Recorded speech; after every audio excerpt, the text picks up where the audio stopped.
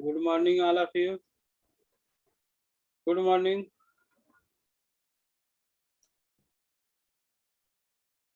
Hello. Good morning, sir. Hello, good morning. Good morning, sir. Good morning. Good morning.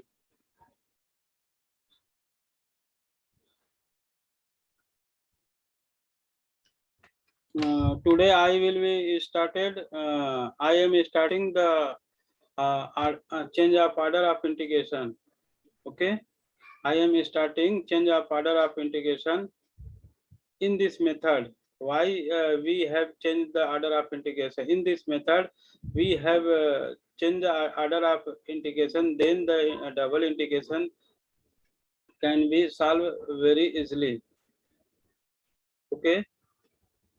Order of integration हम क्यों use करते हैं? क्योंकि कुछ प्रॉब्लम्स जो होती है वो ऑर्डर ऑफ इंटीग्रेशन मतलब ऑर्डर चेंज करने से क्या होती है, वो आसानी से सॉल्व हो जाती है। तो उसका डबल इंटीग्रेशन बहुत आसानी से उसकी वैल्यू निकल जाता है, इसीलिए ऑर्डर ऑफ इंटीग्रेशन का यूज किया जाता है।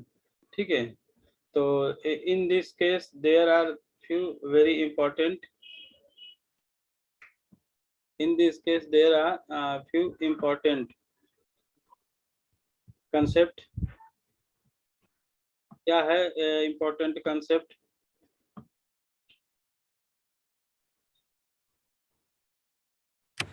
इसमें सबसे पहले हम क्या करते हैं कि जो जिस ऑर्डर के रिस्पेक्ट में स्ट्रिप दिया रहता है, ठीक है, change of order of integration में हम क्या करते हैं कि जिसके रिस्पेक्ट में आपका स्ट्रिप दिया रहता है, जस्ट उसमें क्या करते हैं, ऑर्डर जब हम चेंज करेंगे तो उसकी स्ट्रिप की जो डायरेक्शन होगी, अगर अगर आपका जो ऑर्डर ऑफ इंटीग्रेशन दिया है strip parallel to y axis, ठीक है, पैरेलल टू वाई एक्सिस, तो उस केस में हम जो है ऑर्डर का जो स्ट्रिप होता है उसकी direction parallel to x axis कर देते हैं। ठीक है, यही होता है change of order of integration. कहने का मतलब होता है कि जो ओल्ड लिमिट होता है, जब आप स्ट्रिप चेंज करेंगे तो उसकी न्यू लिमिट आपको ऑब्टेन होगी, जो इस ग्राफ में मैंने इजीली दिखाया है। कैसे कि इफ सपोज कीजिए order of integration d x and d y है, ठीक है, d x and d y, तो we have to see that first we integrated this graph, this double integration. इस डबल इंटीग्रेशन को पहले किसके रिस्पेक्ट में इंटीग्रेट करेंगे बताइए? x equal to a to x equal to b, y equal to f one x, y equal to f two, किसके respect में? y के हाँ, y तो y की रिस्पेक्ट में सबसे पहले इसको इंटीग्रेट करेंगे, तो y की रिस्पेक्ट में आप इंटीग्रेट करेंगे और फिर उसके बाद x के रिस्पेक्ट में इंटीग्रेट करेंगे। ठीक है,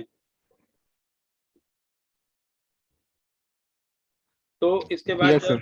हाँ, उसके बाद ऐसे करेंगे तो इसमें जो जो स्ट्रिप होगी इस वाले डबल इंटीग्रेशन में, a parallel to y axis होगी, जो मैंने y equal to f one x strip y equal to f two x से रिप्रेजेंट किया है, दैट इज पी क्यू। जो स्ट्रिप है वो आपको y एक्सिस के पैरेलल ऑब्जर्व होगी। फिर उसके बाद जब आप ऑर्डर चेंज करेंगे, ऑर्डर मतलब डी वाई डी एक्स, देखिए एक चीज और मैं बता दूं, जो फंक्शनल वैल्यू होती है एफ ऑफ एक्स वाई, इसमें कोई चेंज नहीं होता है, ए एज इट इज बना रहता है। जो इसमें इसकी एफ एक्स की वैल्यू होगी सेम वही वैल्यू इसमें भी लिखते हैं। इसमें चेंजिंग कहाँ कहाँ होता है? सबसे पहले तो आप ऑर्डर ऑफ इंटीग्रेशन चेंज करेंगे। जब ऑर्डर ऑफ इंटीग्रेशन करेंगे तो उस कंडीशन में स्ट्रिप की जो डायरेक्शन होगी वो भी चेंज हो जाएगी। अगर एक्स एक्सिस के वाई एक्सिस के पैरेलल है तो एक्स एक्सिस के पैरेलल आपको ड्रा करना पड़ेगा, और वाई एक्सिस के एक्स एक्सिस के पैरेलल है तो वाई एक्सिस के पैरेलल ड्रा करना पड़ेगा। तो इस केस में आपको दो ही चीज बस चेंजिंग होगा, एक होगा आपका ऑर्डर ऑफ ऑर्डर में जो with respect to x and y के रिस्पेक्ट में आप इंटीग्रेट करेंगे, या दूसरा उसकी लिमिट में। ठीक है, ऑर्डर ऑफ इंटीग्रेशन को अप्लाई करने पर जो होता है आपका जो क्या बोलते हैं लिमिट होगा वो एक्सचेंज हो जाएगी। वो क्यों?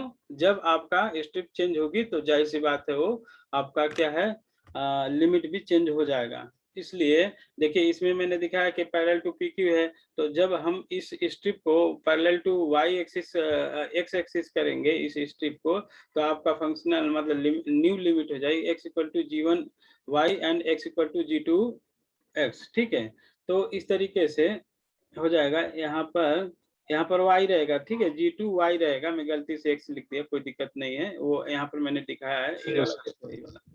तो इस तरीके से आपको ड्रा करना पड़ेगा, और y की वैल्यू y इक्वल टू सी से y इक्वल टू डी रहेगा।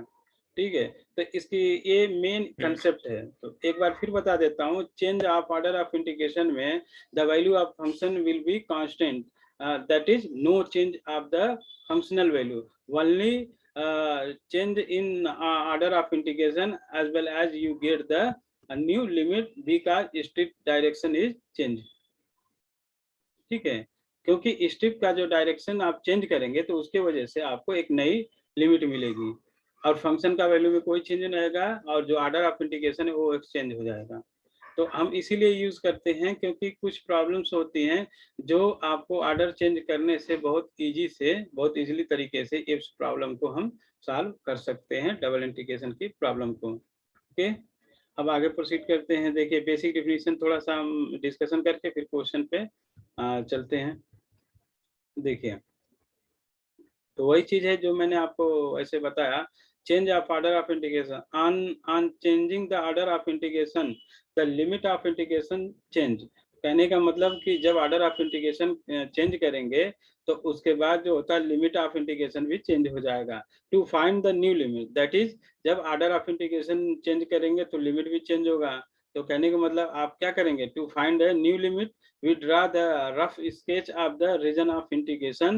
Some of the problem with the double integration which seems to be complicated can be made easy to handle by a change in the order of integration. कहने का मतलब है कि आप जो है सबसे पहले जो आपका डबल इंटीग्रेशन दिया रहेगा उसके हेल्प से, उसकी जो लिमिट रहेगी उसके हेल्प से एक region of integration find out करेंगे, और उसके बाद जो उसमें स्ट्रिप की डायरेक्शन होगी उस स्ट्रिप ऑफ डायरेक्शन को एक्सचेंज कर देंगे, मतलब चेंज कर देंगे। अगर पैरेलल टू वाई एक्सिस है तो एक्स एक्सिस के करस्पॉन्डिंग करेंगे, और एक्स एक्सिस है तो उसको वाई एक्सिस के करस्पॉन्डिंग क्या करेंगे, स्ट्रिप का डायरेक्शन चेंज करेंगे। तो वो जब आप एक रफ ग्राफ उसका प्लॉट कीजिएगा तभी आपको पता चलेगा कि आपका जो गिवन ग्राफ है उसमें strip parallel to x axis है कि वाई एक्सिस है। Otherwise you do not guess how can you direction of the strip. ठीक है, मतलब किस प्रकार की डायरेक्शन है वो आप फाइंड आउट नहीं कर सकते हैं जब तक आप उसका ग्राफ नहीं खींचिएगा। ठीक है, तो एक प्रॉब्लम है सिंपल सा, फिर से डिस्कस कर लेते हैं। देखिए evaluate 0 to infinity x to infinity e के power minus y upon y dx dy। ठीक है, ये एक आपका प्रॉब्लम है। तो ये प्रॉब्लम है, दैट इज इसको आपको सॉल्व करना है इस डबल इंटीग्रेशन को। तो कैसे करेंगे, तो we use the order of change of integration and solve it. तो आपके एग्जाम में जनरली ऐसे मतलब लिखा भी आ सकता है कि change the order of integration and solve it ऐसे, या evaluate it change of by change of order of integration, या ऐसे सिंपल भी लिख के आ सकता है। लेकिन जनरली उसमें लिखा रहेगा, क्या लिखा रहेगा, find the value of this double integration using the change of order of integration. ठीक है, यस सर। हाँ ये लिखा रहेगा जनरली मैंने, हाँ change of order of integration क्या है ना वो लिखा रहेगा उसमें, जैसे ये लिख दिया ना फिर यहाँ लिख देगा by change of order of integration, ऐसे लिखा रहेगा जनरली। ठीक है, तो मैंने नहीं लिखा है, मैं थोड़ा मिस्टेक करके या ऐसे ही दिया था तो ऐसे ही लिख दिया, कोई दिक्कत नहीं है। लेकिन मैं बता दे रहा हूँ दिया रहेगा, तो दिया रहेगा तो आप लिमिट चेंज कोई ऑर्डर बोलते हैं? हेलो क्या बोल रहे लिमिट चेंज कोई ऑर्डर चेंज बोलते हैं? नहीं, ऑर्डर चेंज करोगे तब लिमिट चेंज होगी। ठीक है, देखो मैं बता रहा हूँ, इसको ध्यान से देखो, अभी न समझ में आए फिर बोलना। देखो ये आपका इंटीग्रेशन दिया है, तो ये दिया है, तो अब जो है हम इससे ऑब्जर्व कर सकते हैं। क्या कर सकते हैं ऑब्जर्व, मैंने बताया था यू हैव ऑब्जर्व दैट। ठीक है, तो ये जो है किसकी लिमिट है, ये किस चीज की लिमिट है, तो इसमें देखिए मैं दिखाता हूँ एक क्वेश्चन में, आप थोड़ा ध्यान दीजिएगा। एक क्वेश्चन में क्या दिया है, देखिए इसमें दिया है 0 to infinity x to infinity. इसका क्या मतलब, ये जो है किसकी लिमिट होगी, y की, ये y y की सर। हाँ y इक्वल वाई टू, का हाँ y equal to x to y equal to infinity. तो जाहिर सी बात है x की लिमिट हुई, दो ही वेरिएबल x और y, तो ये हो गया x equal to 0 to x equal to infinity. तो सबसे पहले हम करते क्या है, इस जो फंक्शन दिया उससे कोई मतलब नहीं है। तो जब हम लिखेंगे if we change the order of integration, तो सबसे पहले आप लिमिट रखेंगे और उसका ग्राफ स्केच करेंगे, उसके बाद कोई बात बोलेंगे। देखिए since we observe that strip parallel to y axis, तो इसमें इस जो इंटीग्रेशन दिया है इससे ऑब्जर्वेशन मिल रहा है हमें कि ये जो आपका क्वेश्चन है इसमें जो स्ट्रिप होगी, जाहिर सी बात है पैरेलल टू वाई एक्सिस होगी, होगी कि नहीं? क्योंकि first we integrate with respect to y then x, है कि नहीं? तो इसमें मतलब ये y इक्वल टू एक्स से y इक्वल टू इन्फिनिटी, मतलब y के पैरेलल जो होगी इसमें स्ट्रिप होगी। तो पहले इसका रफ स्केच खींचेंगे, कैसे खींचेंगे, पहले आप वैल्यू रखिए लिमिट की। देखिए पहला है y एक्सिस के parallel y equal to x से y इक्वल टू इन्फिनिटी, ये y की वैल्यू मिल गई। और फिर उसके बाद यस x का क्या है, x equal to 0 to infinity. तो देखिए पहले y इक्वल टू एक्स क्या है, एक पैरेलल लाइन है ये वाला, ऐसे ये वाला लिमिट Yes, के, हाँ जब हम लिमिट ऑब्टेन करेंगे ना, उसी के हेल्प से हमें ग्राफ खींचना पड़ेगा। तो देखिए first we draw the graph by the given condition, मतलब ये जो कंडीशन दिया है y इक्वल टू एक्स, तो पहले y इक्वल टू एक्स खींच लिया ऐसे, और फिर लिखा y इक्वल टू इन्फिनिटी, तो y इक्वल टू एक्स ए हो गया, और ए इन्फिनिटी यहाँ से लेके इधर को सारा जितना ऊपर जाएंगे y इक्वल टू इन्फिनिटी हो जाएगा, ठीक है? यस सर हाँ yes, तो अब x की वैल्यू क्या है, उसमें x की वैल्यू दिया है x equal to 0 to x equal to infinity. तो ये जैसे जैसे ये वाली लाइन बढ़ाओगे ऐसे ऐसे ऐसे ऐसे ऊपर की तरह, ऐसे ऐसे ऐसे ऐसे ऐसे x भी क्या कर रहा है, इन्फिनिटी की तरफ टेंड कर रहा है, उसमें वैल्यू दिया हुआ है। तो हमारा जो ग्राफ, जो रीजन ऑफ इंटीग्रेशन होगा, सबसे पहले ये डिसाइड करना है कि कौन सा पोर्शन होगा, कौन सा पोर्शन Yes, का, हाँ ये इस लाइन के एबव भी हो सकता है, बिलो भी हो सकता है। तो एक कैसे आप डिसाइड करेंगे कि एबव वाला रीजन ऑफ इंटीग्रेशन है या बिलो वाला, कोई बताएगा?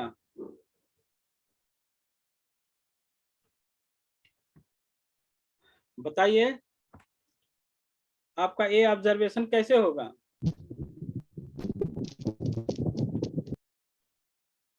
कोई लोग? तो ठीक है मैं बता रहा हूँ, ये ऑब्जर्वेशन कैसे आप फाइंड आउट करेंगे कि आपका जो रीजन ऑफ इंटीग्रेशन होगा वो नीचे का होगा, मतलब अपर होगा या लोअर होगा। तो अपर पोर्शन होगा, कैसे होगा? देखिए y इक्वल टू एक्स, तो लोअर लिमिट क्या है, x है, और अपर लिमिट ऐसे इनफाइनाइट की तरफ जा रहा है। तो मतलब ग्राफ जो है, जो रीजन ऑफ इंटीग्रेशन इस लाइन के ऊपर ही होगा। मेरी बात समझे अब विक्रांत? ठीक है, देखिए y equal to x to infinity, तो लोअर लिमिट ये है और ये जा रहा है ऊपर की तरफ, तो जाहिर सी बात है लोअर से आप अपर जा रहे हैं, तो ये लाइन क्या होता है, एक सेपरेशन का काम करती है।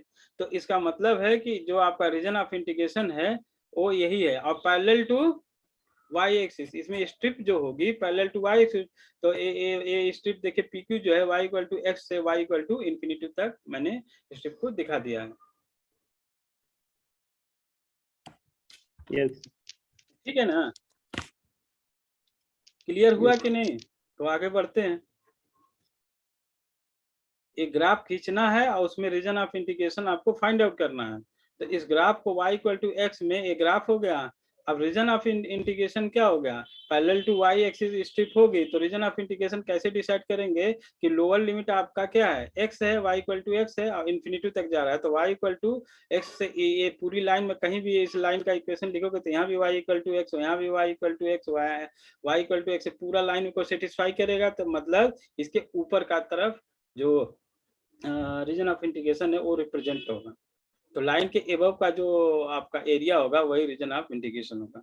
अब क्या करेंगे, अब इसी ग्राफ में आपको कुछ नहीं करना है, बस इस स्ट्रिप PQ को ऐसे पैरेलल टू एक्स एक्सिस कर देना है। तो कुछ बुक में ये क्या करता है, इसी में ड्रा कर देता है। तो इसी में ड्रा कर देता है, तो बहुत लोगों को समझने में प्रॉब्लम होता है। तो मैंने क्या किया, एक अच्छा सा दूसरा जो होता है ब्यूटीफुल ग्राफ फिर से ड्रा कर दिया है। ठीक है, देखो अलग से उसमें ना कर करके, देखो ये देखो ये देखो ये RS जिसका नाम दिया है, ग्राफ आपका वही है, बस स्ट्रिप का डायरेक्शन मैंने चेंज कर दिया, RS कर दिया। ठीक ठीक है, तो देखिए on Yes, sir. changing, on changing the order of integration, on changing the order of integration, order of integration जब हम अप्लाई कर रहे हैं तो we first integrate with respect to x, पहले y था, पहले जो उस वाले मतलब ओल्ड वाले में था, Yes, तो sir. उसका तो parallel with respect to x हो गया, horizontally strip RS which is extend x equal to 0 to x equal to y। तो आपका जो स्ट्रिप की डायरेक्शन चेंज किए हैं, तो ये पूरा ये मतलब इस लाइन को रिप्रेजेंट कर रहा है, और ये वाला तो ये रीजन तो वही है आपका। तो यहाँ पर वैल्यू r की जगह पर x की वैल्यू क्या होगी, इस y एक्सिस पर x की वैल्यू क्या होगी, 0 होगी। 0. और यहाँ से आप बढ़ते बढ़ते जाएंगे, इस लाइन पे आकर के रुक जाएंगे, क्योंकि इसके बाहर तो रीजन नहीं लेना, इसी पे लेना है। तो यहाँ पर x इक्वल टू क्या है, Y. y, बस हो गया, आपको मिल गया x की जो न्यू लिमिट है, x क्या है, x equal to 0 to x equal to y हो गया। और y की क्या है, y यहाँ 0 से स्टार्ट होगा, ये इन्फिनिटी तक जा रहा है, ये भी मिल गया आपको। तो we observe that y equal to 0 to y equal to infinity, that is the given integration we have right to in this form। ऐसे y equal to 0 to y equal to x हो गया, x equal to y से x equal to 0 से x equal to y हो गया, e के power y upon y, ये same as it is रहेगा, इसमें कोई चेंज नहीं होगा। देख लो ये वाला ऑर्डर चेंज हो गया, देखो इसमें dx था और dy था, इसमें dy और dx हो गया। तो अब इसको फर्स्ट हम विद रिस्पेक्ट टू x के करस्पॉन्डिंग क्या करेंगे, इंटीग्रेट करेंगे। तो इंटीग्रेट करेंगे तो ये वाला आपका इंटीग्रेशन इसके साथ हो जाएगा। अब इसको इंटीग्रेट करते हैं तो e के पावर y अपान y क्या है, कांस्टेंट है, तो केवल x ही होगा इंटीग्रेशन। तो देखिए Yes, sir. ऐसे हमने इसको लिख दिया 0 टू y dx, और इसको बाहर कर लिया है, तो पहले इसको इंटीग्रेट करना है अकॉर्डिंग टू रूल।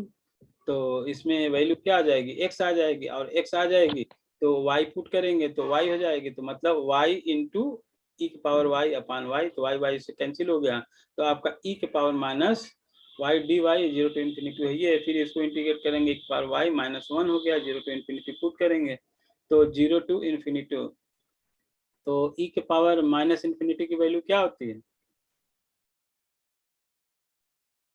0 होता है, 0 और e के पावर 0 की वैल्यू भी क्या होगी, 1 होगी। 1 तो ये माइनस माइनस प्लस हो गया आंसर।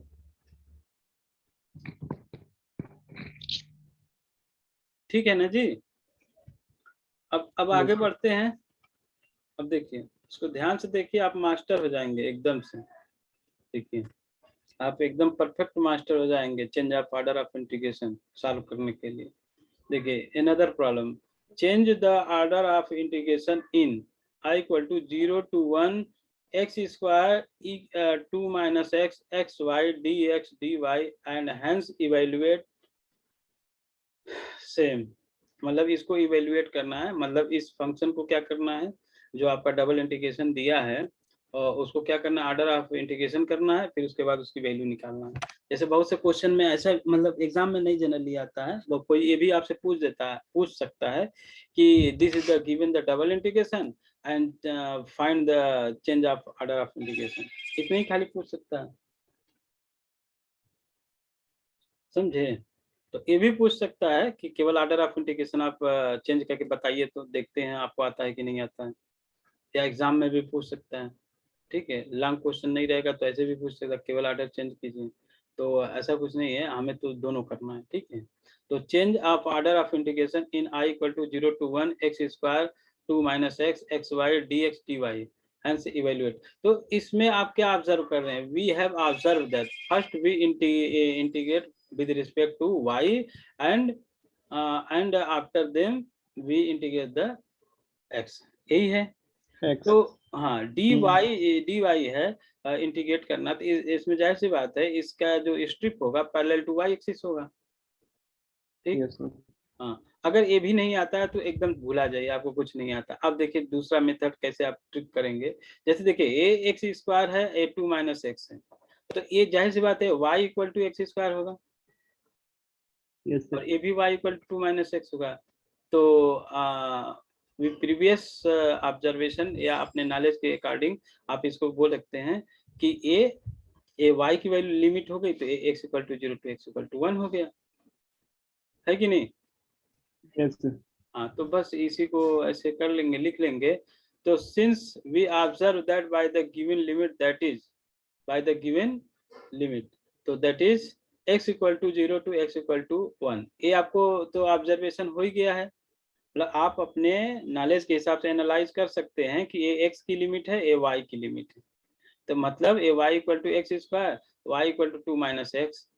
तो y equal to 2 minus x कैसे लाइन रिप्रेजेंट होगा, किसके पैरेलल होगा, मतलब कैसे होगा, बोलिए। तो देखिए कैसे सबसे मतलब सर स्ट्रेट लाइन? हाँ, y equal to minus x दिया है, तो इसको हम लिख सकते हैं x upon 2 plus y upon 2 equal to 1। That is a, this is the Yes, sir. Intercept point of x axis, this is the intercept point of y axis. तो हम दोनों को मिलाएंगे तो ये ए बी जो आपका ये लाइन है, ये वाला यही होगा, y equal to 2 minus x represent करेगा। इक्वेशन जो होगा यही तो होगा, y equal to 2 minus x. अब जो है y equal to x square, ये क्या है, एक पैराबोला है। ये पैराबोला Upward. इस टाइप का होता है ऐसे, तो इसमें ये होगा, दिख रहा है ना आपको। Yes sir. हाँ, पैराबोला। तो पैराबोला क्या है, यहाँ से जा करके ऐसे जा रहा है ऐसे, तो रीजन ऑफ इंटीग्रेशन क्या हो गया, ओ बी ए, ये रीजन ऑफ इंटीग्रेशन हो गया।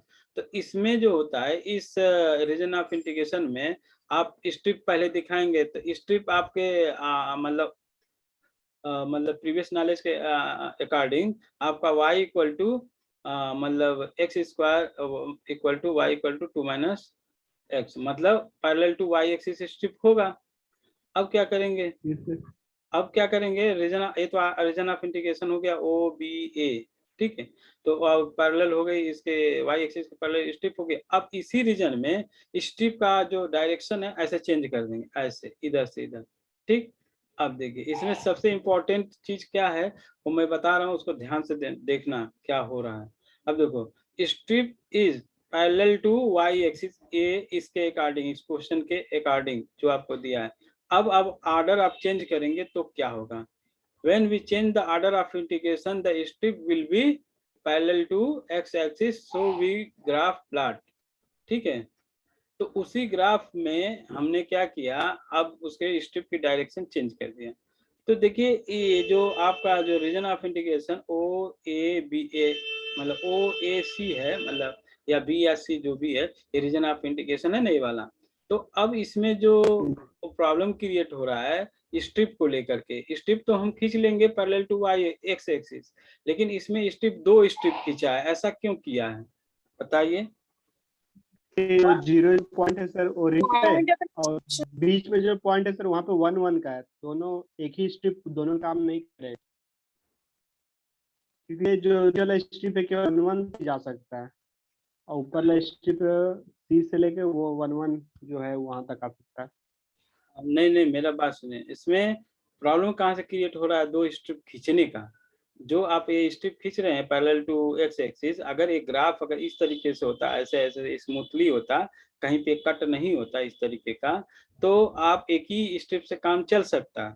लेकिन इसमें क्या है, ये जो इंटरसेक्ट कर रहा है यहाँ पे, तो जब ये स्ट्रिप यहाँ x इक्वल टू 0 से x equal to 2 minus x ले रहे हैं, तो इसकी जो अपर लिमिट की वैल्यू है इतनी हो गई, मतलब इसके लिए जो ग्राफिकल वैल्यू है, जो लाइन है, लाइन ऑफ मतलब इक्वेशन ऑफ लाइन, ये क्या है, y equal to 2 minus x है। इसके लिए यहाँ से मतलब a से लेकर के c के बीच में जो ग्राफ की वैल्यू है वो x equal to 2 minus y है। लेकिन यहाँ पर ये जो है, यहाँ से जो एक स्ट्रेट लाइन हम खींच रहे हैं पैरेलल टू एक्स एक्सिस, मतलब बी ए, इसके नीचे वाला जो ग्राफ है जब इसमें स्ट्रिप खींच रहे हैं, तो इसमें जो ग्राफिकल वैल्यू है ये पैराबोला वाला पोर्शन आ जा रहा है। क्या समझ में आया बात, ए के इस साइड बी में के वो नीचे, हाँ ये पैराबोला आ जा रहा है, तो इसीलिए इसमें 2 स्ट्रिप खींचना पड़ रहा है। ठीक है, आगे बढ़े। ठीक है, सर अब ये देखिए बोलना चाह रहे हैं क्या सर इसमें?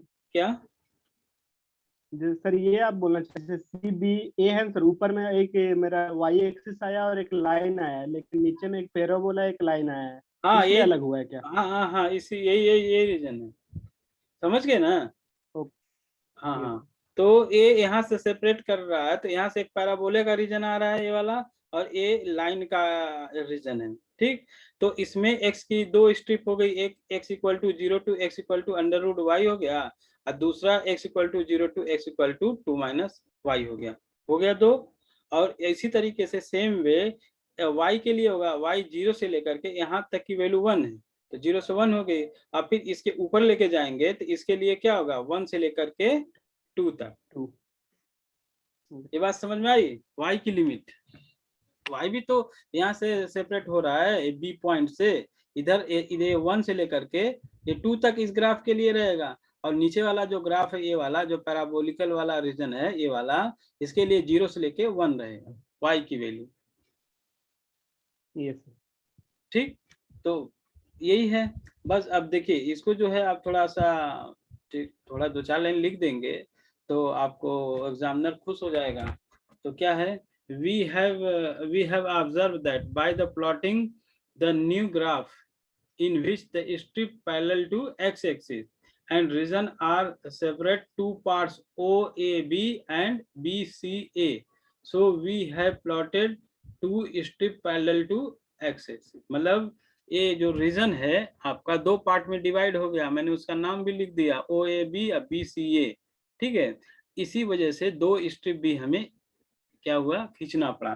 तो आपका फ्रॉम फर्स्ट पैराबोला के लिए क्या होगा, देखिए इस पैराबोला के लिए जो आपका लिमिट होगा x और y का, ये वाला जो आपका OAB ये पैराबोला के लिए, तो x equal to 0 to x equal to under root y हो जाएगा, y equal to 0 to y equal to 1, ये आपका एक इंटीग्रेशन बन गया, समझ गया, डबल का एक इंटीग्रेशन एक सेट बन गया। और दूसरा सेट क्या बनेगा, प्लस कर करके x इक्वल टू 0 से x equal to 2 minus x and y equal to 1 से y equal to 2। then we write this new limit in the form of order of integration। order of integration जब आप कर दिए तो उसके according देखिए ये क्या होगा 0 टू 1, और इसमें वैल्यू क्या हो जाएगी x की, x इक्वल टू 0 से x equal to under root y, ये dx हो गया और ये y dy हो गया, प्लस 1 से लेकर के 2y की वैल्यू और x की वैल्यू इतना हो गया, x इक्वल टू 0 से x equal to 2 minus y x d x. ये समझ में आया कि नहीं आया इतना दूर का? आया सर। अंजलि बताओ तुम। Yes sir. यस सर, आगे सर। हाँ, तो अब क्या करेंगे, अब सिंपल इसका डेरिवेशन है। तो देखिए विद रिस्पेक्ट टू आप सबसे फर्स्ट भी integrate with respect to dx and with respect to यहाँ पर भी dx, तो इसको करेंगे x square by 2 limit put the limit 0 to under root y plus 1 to 2 y dy in bracket 0 to 2 minus y x square upon 2। तो value lower और upper limit यहाँ put करेंगे, तो देखिए क्या होता है। तो यहाँ पर पुट करेंगे तो वाई स्क्वायर डी वाई हो गया, यहाँ 1/2 1 to 2 4 plus y square minus 4y dy हो गया। तो फिर उसके बाद इसको इंटीग्रेट करेंगे तो y क्यूब अपॉन 3, तो 1 टू 0 हो गया, मतलब लोअर अपर लिमिट 0 टू 1 हो गया, 1/2 वो इंटीग्रेशन आपका इतना है। ठीक है, 1 to 4 plus y cube minus 4y cube. ठीक है, ये क्या किया आपने, इसका y का मल्टीप्लाई कर दिया, फिर उसके बाद इंटीग्रेट करेंगे तो 4y square upon 2 plus y power 4 upon 4 minus 4 upon cube, put all those value. ठीक, तो आपका 5/24 I 1/6 दोनों को ऐड करेंगे 3/8। This is the final result. ठीक है, और कुछ पूछना है उसमें तो आगे बढ़े इस ग्राफ में, इसमें।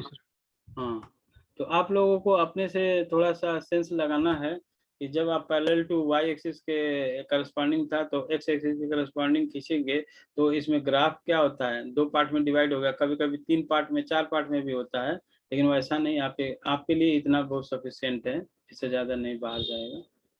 ठीक है, तो आगे हम लोग प्रोसीड करते हैं। हाँ, तीसरे एक दूसरा क्वेश्चन है, बहुत ही इम्पोर्टेंट है, देखने में बहुत आसान है, लेकिन लगाएंगे तो आप क्या होगा, इसमें फंस जाएंगे।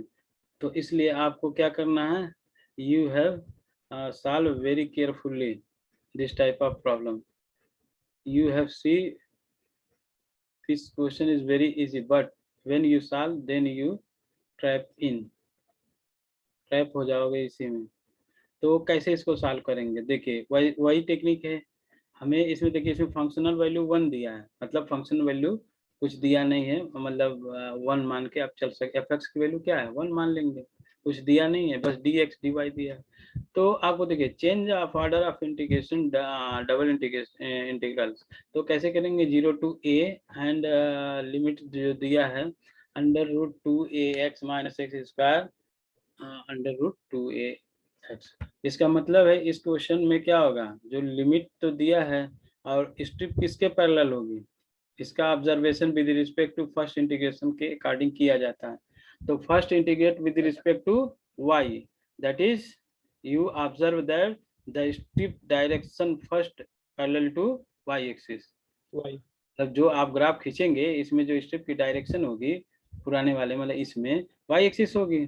तो अब ग्राफ खींचेंगे कैसे, how can you draw the graph, then in this case we have observed that the role of limit, role of limit हम देखेंगे क्या इसका लिमिट का रोल है।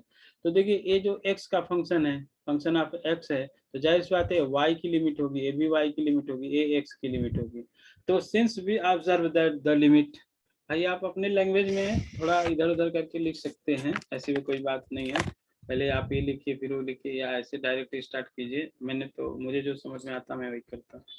ठीक है, since we observe that from x equal to 0 to x equal to 2, this is the limit of x axis, मतलब x, and y limit y equal to under root 2ax minus x square to y equal to under root 2ax। अब कहने का क्या मतलब है कि एक क्या चीज ऑब्टेन कर रहा, मतलब एक क्या चीज बनाएगा और ये क्या बनाएगा। तो सबसे पहले इसको लेते हैं लोअर लिमिट है, तो y equal to this value, तो we have square both side, then y square equal to 2ax minus x square. ये ठीक है, यस सर। हाँ। अब इसको जो होता है इसको ट्रांसफर कर दिया, x square plus y square equal to 2x, इसको भी ट्रांसफर कर लेंगे, तो x square plus y square minus 2ax equal to 0। ये क्या रिप्रेजेंट करता है, general equation of the circle. आप पढ़े होंगे x square plus y square plus 2gx plus 2fy plus c, इस तरीके से पढ़ेंगे नहीं, general equation of the circle, वो सब थोड़ा रिपीट कर लीजिए।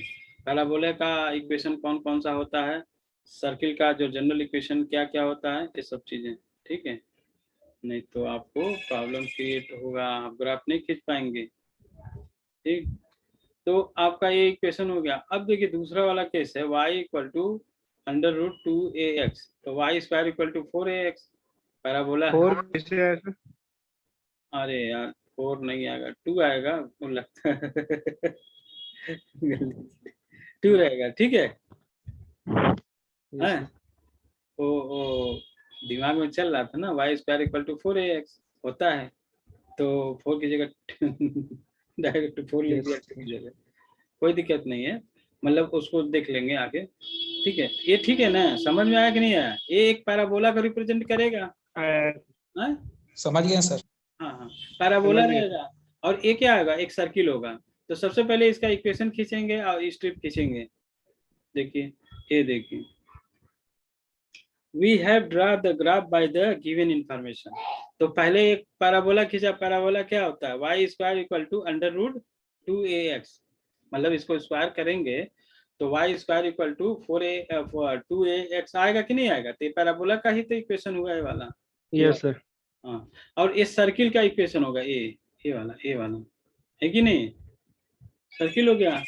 अब इम्पोर्टेंट चीज क्या है कि इसमें स्ट्रिप की बात हुई, रीजन ऑफ इंटीग्रेशन तो आपको पता चल गया, ओ ए बी ओ, ये क्या हो गया? रीजन ऑफ इंटीग्रेशन हो गया, ये कॉमन पोर्शन ए वाला, ठीक है पूरा, तो रीजन ऑफ इंटीग्रेशन हो गया।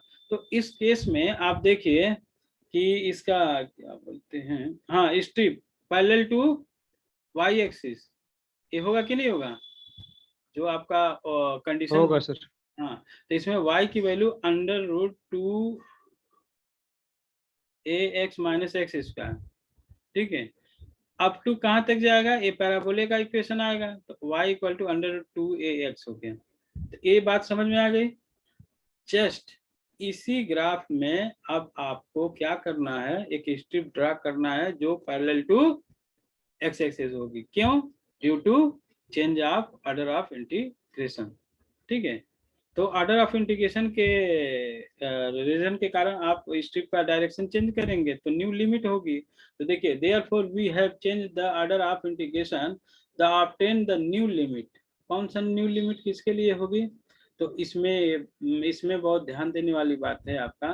देखिए, आपका ऑर्डर ऑफ इंटीग्रेशन में जो area O A R B P O is region, मतलब ओ आपका ए आर मान लीजिए, बी हो गया, ए पी हो गया और ये ओ हो गया, ये पूरा टोटल एरिया है। अब इसमें पैरेलल टू जब वाई एक्स एक्सिस के करस्पॉन्डिंग आप क्या करेंगे, स्ट्रिप को ड्रा करेंगे, तो इसमें देखिए, इसमें इंटरेस्टिंग चीज है क्या क्या कि यहाँ से देखिए जो डब्ल्यू और जेड के बीच, मतलब डब्ल्यू जेड जो स्ट्रिप हमने खींचा है, किस रीजन के रेंज में, किस पी आपका पी क्यू आर बी, इस रीजन में जो होता है एक स्ट्रिप होगी जो डब्ल्यू जेड के नाम से मैंने रिप्रेजेंट की। तो इसमें वैल्यू क्या होगी एक्स की? ये पैराबोला का लिमिट होगा, पैराबोला। हाँ, और ये आपका ये लाइन का होगा इक्वेशन। तो कहने का मतलब है, देखिए x इक्वल टू हो जाएगा वाई स्क्वायर अपॉन 2a हो जाएगा 2x equal to a plus √a square minus x square हो जाएगा, ठीक है। तो ए स्ट्रिप एल डब्ल्यू क्या है, एल डब्ल्यू कहाँ यहाँ लिखा है, अच्छा ये वाला एल डब्ल्यू, इसके लिए ये वाला लिमिट है, ठीक है।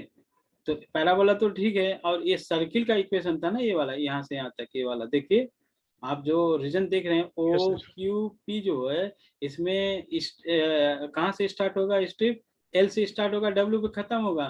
तो इस रीजन के लिए, कौन से रीजन? ओ क्यू पी, इसके लिए जो एक्स एक्सिस के पैरेलल जो आप स्ट्रिप खींचेंगे, तो इसका इक्वेशन लिखेंगे, एक्स इक्वल टू जो आएगा पैराबोला सर 2 हो गया, और यहाँ पर डब्ल्यू पर जो एक्स, यहाँ पर वैल्यू क्या होगी? X equal to